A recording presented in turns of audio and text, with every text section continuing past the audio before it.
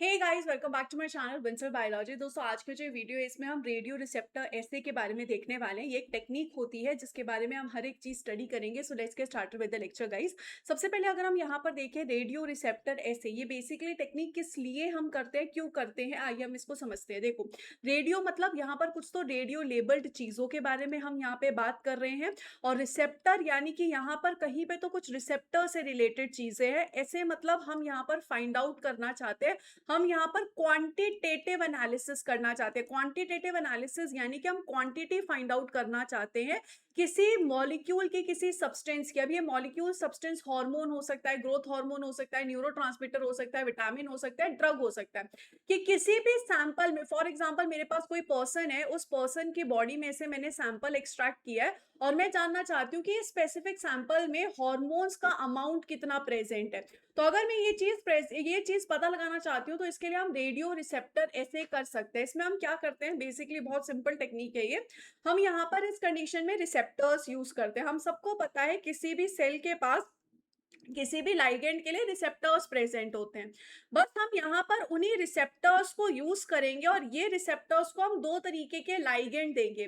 एक तो हम यहाँ पर दे रहे हैं जो हमने सैंपल में से निकाले हैं, वो वाले सैंपल जो भी हमने निकाला है वो सैंपल हम दे रहे हैं। ये जो सैंपल होगा वो अनलेबल्ड सैंपल होगा और इसकी क्वांटिटी मुझे फाइंड आउट करनी है कि इसमें कितने अमाउंट में, जो भी चीज मैं देख रही हूँ, फॉर एग्जाम्पल हार्मोन देख रही हूँ तो कितने अमाउंट में प्रेजेंट है। उसी के साथ साथ मैं यहाँ पर इससे कॉम्पीट करने के लिए कुछ लेबल्ड सैंपल दूंगी या लेबल्ड मॉलिक्यूल्स दूंगी।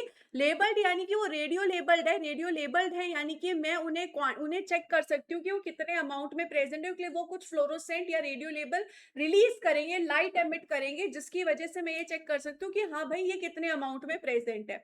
अब मैं इन दोनों को कॉम्पीट कराऊंगी, ये दोनों जो है लड़ेंगे इस रिसेप्टर से बाइंड करने के लिए, क्योंकि दोनों के दोनों सेम मॉलिक्यूल है तो अब वो एक रिसेप्टर से बाइंड करने के लिए लड़ेंगे। अब दोस्तों यहाँ पर होगा क्या, अगर इस सैंपल में अनलेबल्ड स्ट्रक्चर्स मॉलिक्यूल्स बहुत ज्यादा हैं तो वो यहाँ पर इन रिसेप्टर से आके बाइंड कर जाएंगे और उस कंडीशन में जो लेबल्ड मॉलिक्यूल है वो यहाँ पर आके बाइंड नहीं कर पाएंगे।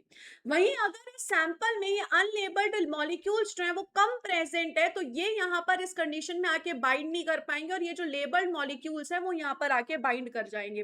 तो दो चीजें हो रही है, हम कंडीशन वन ले लेते हैं। कंडीशन वन में मैंने क्या कहा है कि मेरे पास जो सैंपल है, कौन सा सैंपल, जिसमें अनलेबल्ड है, स्ट्रक्चर्स प्रेजेंट है, जिनको मैं क्वांटिफाई करना चाहती हूँ, उनका अमाउंट जो है वो हाई अमाउंट में प्रेजेंट है।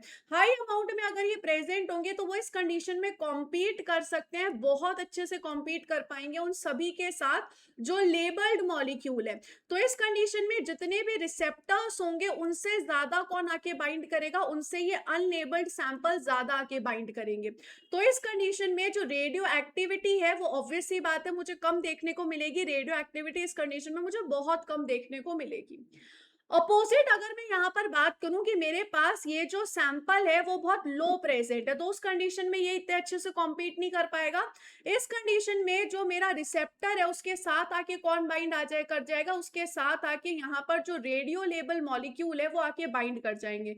अगर रेडियो लेबल मॉलिक्यूल यहाँ पर आके बाइंड कर जाएंगे तो इस कंडीशन में दोस्तों मुझे रेडियो एक्टिविटी बहुत ज्यादा दिखेगी, इस कंडीशन में मुझे रेडियो एक्टिविटी बहुत ज्यादा मिलेगी।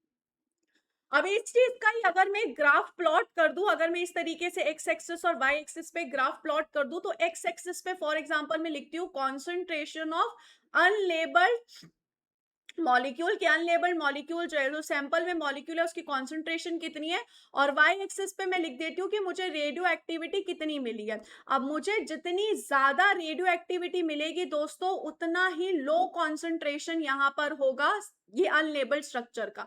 वहीं मुझे जितनी कम रेडियो एक्टिविटी मिलेगी, वाई एक्सिस जितना नीचे होगा उतना ही ज्यादा यहाँ पर क्या रहने वाला है, कॉन्सेंट्रेशन रहने वाला है। तो मैं अगर यहाँ पर ग्राफ देखूं तो इस तरीके का ग्राफ हम प्लॉट कर सकते हैं, कुछ इस तरीके का ग्राफ हम प्लॉट कर सकते हैं कि जब यहाँ पर रेडियो एक्टिविटी बहुत ज्यादा थी, वाई एक्सिस पे हम बहुत ऊपर है, तब कॉन्सेंट्रेशन ऑफ सैंपल बहुत कम थी। वहीं अगर रेडियो एक्टिविटी घट गई तो कॉन्सेंट्रेशन ऑफ सैंपल जो है वो बढ़ गया, क्योंकि यहाँ पर ये दोनों एक दूसरे से कॉम्पीट कर रहे हैं। इसी चीज को हम यहाँ पर देख भी सकते हैं, we can read it out. Radio receptor assay is an analytical technique जिसमें हम एक रेडियो एक्टिव आइसोटोप को यूज करते हैं, जो हमें मदद करेगा किसी भी स्पेसिफिक लाइगेंड की कॉन्सेंट्रेशन फाइंड आउट करने के लिए। कोई मॉलिक्यूल हो सकता है, कोई ड्रग हो सकता है, कोई हार्मोन हो सकता है। ये कॉम्पिटिटिव बेस्ड टेक्निक होती है जिसमें आप यहाँ पर देख सकते हो, हमने एक ट्यूब लिया, उसमें रेडियो एक्टिव लाइगेंड को डाला और अनलेबल्ड लाइगेंड को भी डाला, दोनों यहाँ पर रिसेप्टर से कॉम्पीट करने की कोशिश कर रहे हैं। यहाँ पर कॉम्पिटिशन हो रहा है, यहाँ पर अब क्या कर रहे हैं, ये कॉम्पिटिशन कर रहे हैं। अब जो रिसेप्टर से ज्यादा बाइंड करेगा वो यहाँ पर रिसेप्टर के साथ मिलेगा।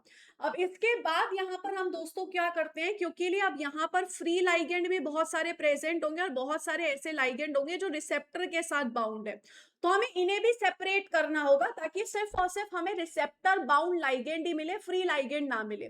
इस कंडीशन में हम क्या करते हैं, हम एक्टिवेटेड चारकोल को यूज करते हैं। ये जो एक्टिवेटेड चारकोल है ये यहाँ पर क्या करेगा, जितने भी फ्री लाइगेंड है वो इस एक्टिवेटेड चारकोल के साथ आके बाइंड हो जाएंगे और वो सेपरेट हो जाएंगे, और वहीं ऐसे लाइगेंड जो रिसेप्टर के साथ बाउंड है वो अलग हो जाएंगे। हम यहाँ पर सेंट्रिफिकेशन कर देंगे ताकि चारकोल और फ्री लाइगेंड अलग हो जाए और जो सुपर नेटेंट है उसमें सिर्फ और सिर्फ बाउंड लाइगेंड मिले जो रिसेप्टर के साथ बाउंड है। ये चीज होने के बाद हम मेजर कर लेंगे कि हमें कितनी रेडियो एक्टिविटी मिल रही है, इस चीज को हम मेजर कर लेंगे। जितनी ज्यादा रेडियो एक्टिविटी मिल रही है सैंपल में उतना ही लाइगेंड कम है, जितनी कम रेडियो एक्टिविटी मिल रही है सैंपल में उतना ही लाइगेंड, अनलेबल्ड लाइगेंड जो है वो ज्यादा है। मतलब ये जो प्रोसेस है वो इनवर्सली प्रोपोर्शनल होता है दोस्तों, this is a inversely proportional process. The more the radio activity the lesser the sample has the ligand, and the lesser the radioactivity the more the sample has the concentration of the ligand। तो इस तरीके से दोस्तों यहाँ पर ये technique करी जाती है। हम चारकोल को स्पेसिफिकली क्यों यूज करते हैं, क्योंकि चारकोल साइज एक्सक्लूजन कर सकता है। अगर रिसेप्टर किसी लाइगेंड से बाइंड है तो इसका साइज बड़ा हो जाएगा, तो चारकोल जो है यहाँ पर एब्जॉर्प्शन नहीं कर पाएगा उसका। चारकोल सिर्फ और सिर्फ फ्री लाइगेंड का ही एब्जॉर्प्शन कर सकता है, फ्री लाइगेंड को ही पकड़ के रख सकता है, इसलिए फ्री लाइगेंड जो है वो अलग हो जाएगा रिसेप्टर लाइगेंड कॉम्प्लेक्स से, इसलिए हम यहाँ पर बेसिकली चारकोल को यूज कर रहे हैं। अगर यहाँ पर हॉर्मोन्स का अमाउंट ज्यादा है, सैंपल में ज्यादा हॉर्मोन्स प्रेजेंट है, तो उस कंडीशन में क्या होगा, इस चारकोल में जो रेडियो लेबल लाइगेंड्स है वो आके फंस जाएंगे, क्योंकि अगर सैंपल में हॉर्मोन्स बहुत हैं तो वो खुद रिसेप्टर से जाके बाइंड होंगे और रेडियो लेबल स्ट्रक्चर चारकोल में फंस जाएगा।